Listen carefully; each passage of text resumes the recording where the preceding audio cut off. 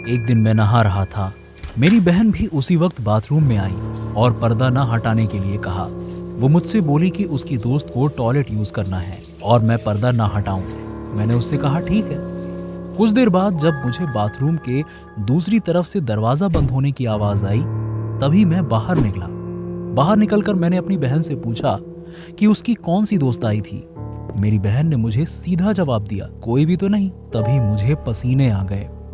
2 महीने बाद मैं अपने माता पिता के साथ सो रहा था, क्योंकि मुझे अकेले सोने में डर लगता था।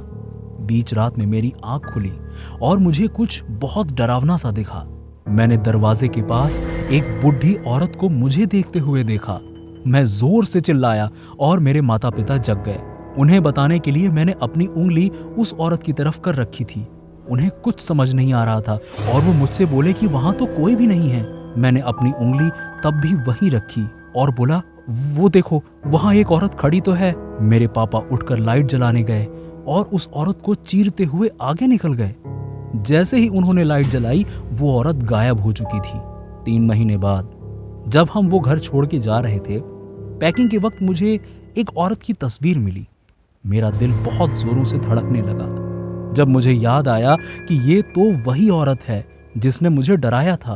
मैंने अपने पापा को फोटो दिखाकर पूछा कि ये औरत कौन है। उन्होंने मुझे बताया कि वो मेरी दादी हैं। उन्होंने बताया कि वो काफी सालों पहले ही मर चुकी हैं। ये सुनकर मेरे डर की कोई सीमा न रही। अब मैं जब भी रात में उठता हूँ, अपनी आंख बंद ही रखता हूँ